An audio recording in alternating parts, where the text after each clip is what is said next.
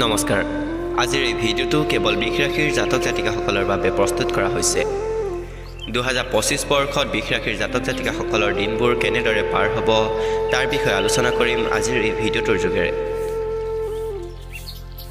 2025 বৰ্ষত বৃষ ৰাশিৰ ৰাশিফল ভৱিষ্যত ফলটোৱে আপোনাক জীৱনৰ ভিন ভিন দিশ যেনে কেৰিয়াৰ ব্যৱসায় আৰ্থিক জীৱন প্ৰেম জীৱন বিবাহ পৰিয়াল স্বাস্থ্য আদিৰ বিষয়ে বিস্তৃত তথ্য প্ৰদান কৰিব অৱগত কৰিব বিচাৰো যে এই ৰাশিফল বৈদিক জ্যোতিষশাস্ত্ৰৰ ওপৰত আধাৰিত এতিয়া আহক আগবাঢ়ি যাওঁ আৰু আপোনাক অৱগত কৰোঁ বৃষ ৰাশিৰ জাতকসকলৰ বাবে বাৰ্ষিক ৰাশিফল 2025 কি ভৱিষ্যত ফল প্ৰদান কৰিছে অৰ্থাৎ নতুন বছৰটোৱে বৃষ ৰাশিৰ জাতকসকলৰ বাবে কি লৈ আহিব আৰু আপুনি কি কি পৰিৱৰ্তনৰ সন্মুখীন হ'ব লাগিব এই প্ৰশ্নসমূহৰ উত্তৰ আপুনি আজিৰ এই ৰাশিফল ভিডিঅ'টোতেই লাভ কৰিব গতিকে ভিডিঅ'টো অলপ স্কিপ নকৰাকৈ শেষলৈ চাই থাকিব বুলি আশা ৰাখিলোঁ নমস্কাৰ মই বাস্তৱতাৰ স্বাগতম জনাইছোঁ আপোনালোকক ইউবি মটিভেশ্যন অসমৰ পুনৰ এটি নতুন ভিডিঅ'ৰ মাজলৈ এতিয়া আহকচোন আমি বৃষ ৰাশিৰ ৰাশিফলৰ বিষয়ে আলোচনা কৰোঁ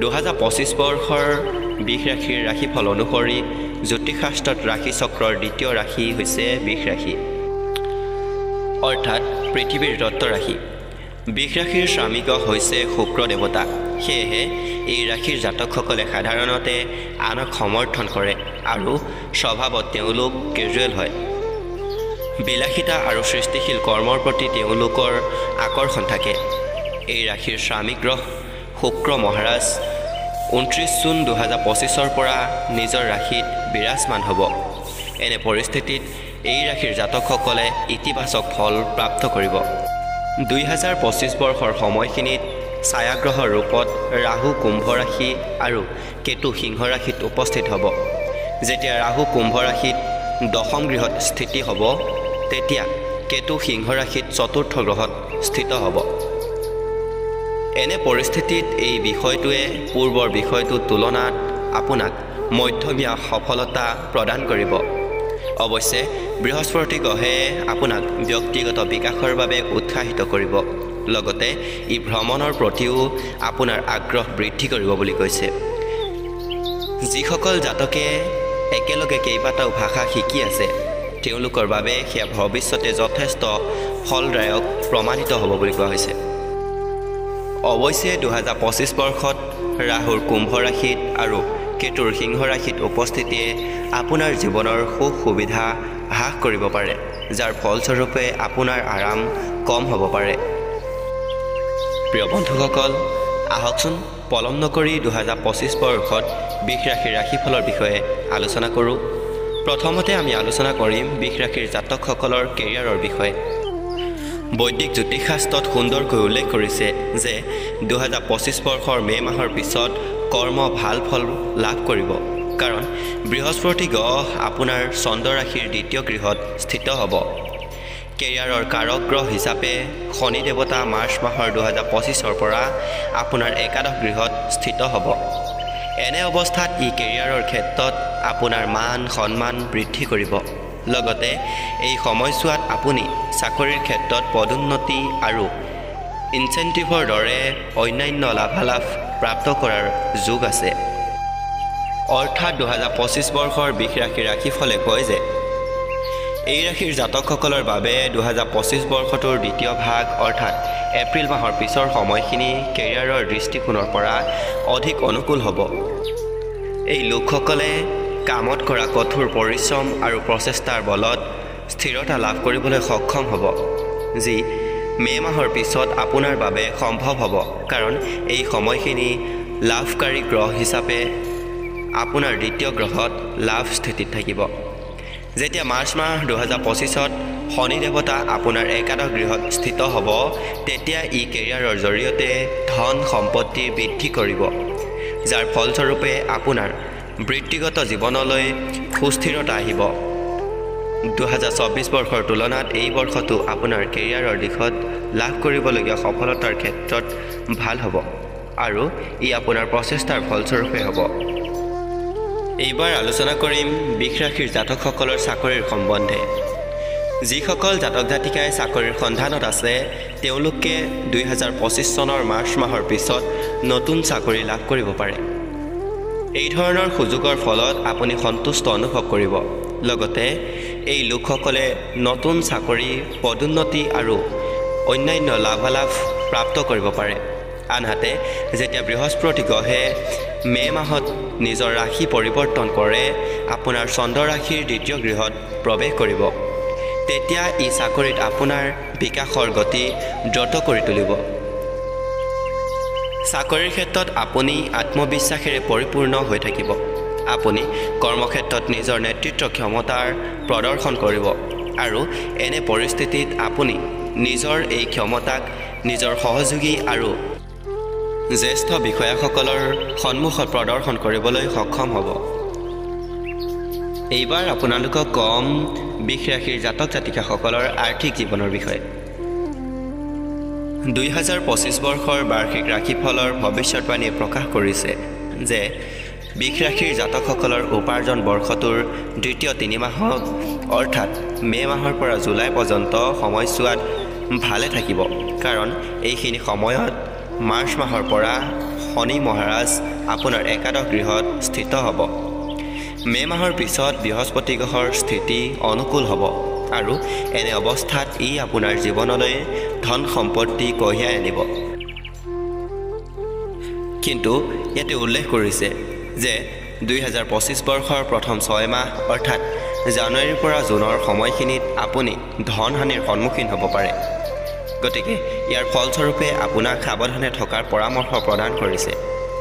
এনে হ'ব পাৰে কামৰ বৃহস্পতি মহাৰাজ আপোনাৰ অষ্টম গৃহত স্থিত হ'ব। 2025 বৰ্ষৰ বৃষ ৰাশিৰ ৰাশিফল অনুসৰি ইতিবাচক দিশৰ ক্ষেত্ৰত ক'ব পাৰি যে মাৰ্চ মাহৰ সময়খিনিত আপোনাৰ উপাৰ্জন ধীৰে ধীৰে বৃদ্ধি হ'ব। ইয়াৰ বিপৰীতে মে মাহত হ'বলগীয়া বৃহস্পতি দেৱতাৰ পৰিবহণে আপোনাৰ আৰ্থিক স্থিতি শক্তিশালী কৰি তুলিব। এনে পৰিস্থিতিত আপুনি পৰ্যাপ্ত পৰিমাণে ধন ৰাহি কৰিব। যদিহে আপুনি কোনো ডাঙৰ বিনিয়োগ কৰিব বিচাৰে, তেনেহ'লে মে মাহৰ পিছত এই দিশত খোজ দিব পাৰে, যাৰ ফলস্বৰূপে আপুনি ভাল ফল প্ৰাপ্ত কৰিব। এইবাৰ আলোচনা কৰিম বৃষ ৰাশিৰ জাতক জাতিকাসকলৰ শৈক্ষিক জীৱনৰ বিষয়ে। বাৰ্ষিক ৰাশিফল 2025ৰ ভৱিষ্যতবাণীয়ে প্ৰকাশ কৰিছে যে বৃষ ৰাশিৰ শিক্ষাৰ্থীসকলৰ বাবে 2025 বৰ্ষৰ দ্বিতীয় ভাগ অৰ্থাৎ মে মাহৰ 2025ৰ সময়খিনি অত্যন্ত ভাল হ'ব। এনে পৰিস্থিতিত আপুনি ভালদৰে পঢ়া শুনা কৰিব। শনি আৰু বৃহস্পতি এই দুয়োটা গ্ৰহে বৰ্ষ 2025ত আপোনাৰ শিক্ষাৰ ক্ষেত্ৰলৈ উন্নতি কঢ়িয়াই আনিব বুলি কৈছে। 2025 বৰ্ষৰ প্ৰথম 6 মাহ শিক্ষাৰ্থীসকলে অধ্যয়নৰ ক্ষেত্ৰত সফলতা প্ৰাপ্ত কৰিবৰ বাবে নিজৰ সকলো মনোযোগ অধ্যয়ন কেন্দ্ৰিত কৰিব লাগিব। আপুনি যি অধ্যয়ন কৰে সেয়া মনত ৰখাৰ অসুবিধা হ'ব পাৰে। এইসমূহ সমস্যাৰ বাবে আপোনাৰ একাগ্ৰতা দুৰ্বল হ'ব পাৰে। যিসকল জাতক জাতিকাই এডভান্স ষ্টাডিজ কৰিব বিচাৰে তেওঁলোকৰ বাবে মে মাহৰ পিছৰ সময়খিনি অনুকূল হ'ব আৰু এনে পৰিস্থিতিত আপুনি এই সন্দৰ্ভত কোনো ডাঙৰ সিদ্ধান্ত গ্ৰহণ কৰিব পাৰে।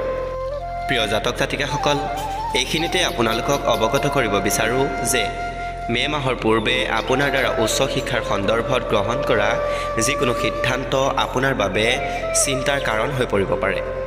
অৱশ্যে জ্ঞানৰ কাৰক গ্ৰহ বৃহস্পতিয়ে শিক্ষাৰ ক্ষেত্ৰত আপোনাক নিজৰ আশীৰ্বাদ প্ৰদান কৰিব আৰু এনে পৰিস্থিতিত বৃহস্পতিয়ে আপোনাক শিক্ষাৰ বাবে অনুপ্ৰাণিত কৰিব। সম্ভৱ হ'লে এপ্ৰিলৰ পৰ্যন্ত এডভান্স ষ্টাডিজৰ সৈতে যিকোনো সিদ্ধান্ত গ্ৰহণ নকৰিব। এই সময়খিনিত আপোনাৰ একাগ্ৰতাৰ ক্ষমতা দুৰ্বল হ'ব পাৰে। এইবাৰ আলোচনা কৰিম পাৰিবাৰিক জীৱনৰ বিষয়ে।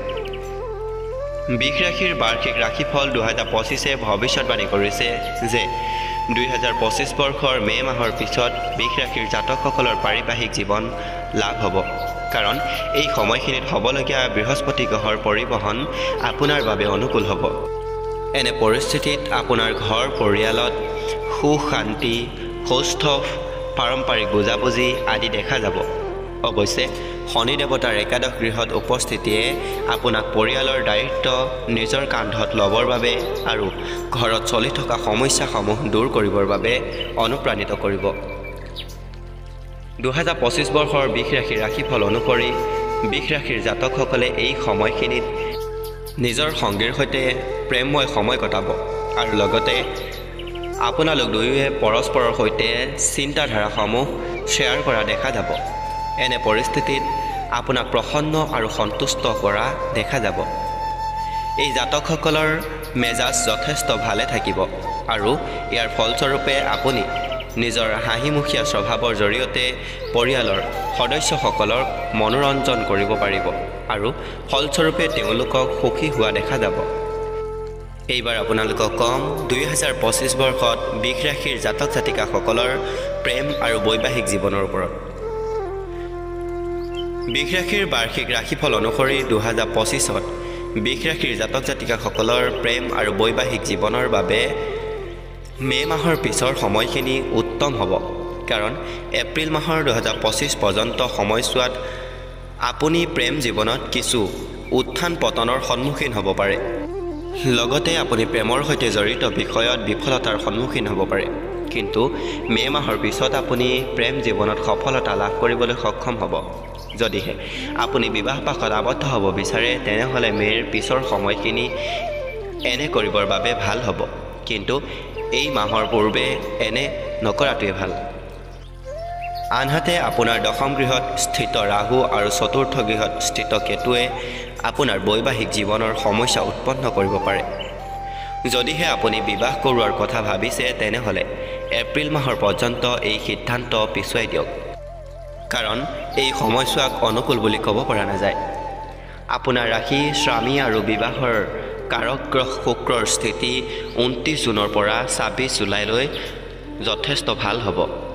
ইয়াৰ পিছত ই 2 নৱেম্বৰৰ পৰা 26 নৱেম্বৰ 2025 পৰ্যন্ত মজবুত স্থিতিত থাকিব। এনে পৰিস্থিতিত ওপৰত উল্লেখ কৰা সময়ছোৱাত আপুনি ভাগ্যৰ সমৰ্থন লাভ কৰিব আৰু প্ৰেম আৰু বিবাহৰ ক্ষেত্ৰত ইতিবাচক ফল প্ৰাপ্ত কৰিব পাৰিব। এই জাতকসকলৰ বাবে বিবাহক শুভ বুলি ক'ব পৰা যায়। যদিহে আপুনি বিবাহৰ বন্ধনত বান্ধ খাব বিচাৰে বা বিবাহ কৰিবৰ বাবে ইচ্ছুক তেনেহ'লে আপুনি এই দিশত মে' মাহৰ 2025ৰ পিছত আগবাঢ়িব পাৰে, কাৰণ এই সময়খিনি বৃহস্পতি গ্ৰহে আপোনাৰ দ্বিতীয় গ্ৰহত পৰিবহন কৰিব। বৃষ ৰাশিৰ জাতকসকলে সম্পৰ্কত নিজৰ সংগীৰ সৈতে উচ্চ মূল্যবোধ স্থাপন কৰিবলৈ সক্ষম হ'ব। এইবাৰ আহিছোঁ 2025 বৰ্ষত বৃষ ৰাশিৰ জাতক জাতিকাসকলৰ স্বাস্থ্যৰ বিষয়ে।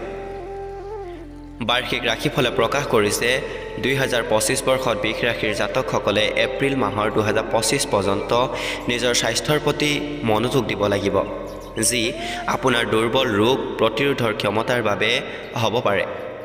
এনে পৰিস্থিতিত এই লোকসকলে নিজকে আত্মবিশ্বাসী কৰাৰ লগতে শাৰীৰিক আৰু মানসিক স্বাস্থ্যৰ শক্তিশালী কৰিবলৈ চেষ্টা কৰা উচিত। অৱশ্যে আপোনাৰ বাবে এনে কৰাটো মে' মাহৰ পিছতহে সম্ভৱ হ'ব, কাৰণ বৃহস্পতি গ্ৰহে আপোনাক ভাল স্বাস্থ্য প্ৰদান কৰিব। বৃষ ৰাশিৰ ৰাশিফল অনুসৰি দ্বিতীয় গৃহত বৃহস্পতি গ্ৰহৰ উপস্থিতি ফলস্বৰূপে আপোনাৰ স্বাস্থ্য ভাললৈ অহা দেখা যাব, লগতে আপোনাৰ ৰোগ প্ৰতিৰোধক ক্ষমতাও পূৰ্বতকৈ শক্তিশালী হ'ব। প্ৰিয় বন্ধুসকল, আজিৰ ভিডিঅ'টো ইমানেই আছিল। ভিডিঅ'টো যদি চাই ভাল লাগিল তেন্তে লাইক এটা কৰি বন্ধুবৰ্গৰ লগত শ্বেয়াৰ কৰি দিব আৰু ভিডিঅ'টো চাই কেনে পালে কমেণ্ট এটা কৰি জনাবলৈ একেবাৰেই নাপাহৰিব। লগতে পৰৱৰ্তী ৰাশিৰ বিষয়ে জানিবলৈ আমাৰ চেনেলটি ছাবস্ক্ৰাইব কৰি কাষতে থকা বেল আইকনটি প্ৰেছ কৰি দিব। ধন্যবাদ।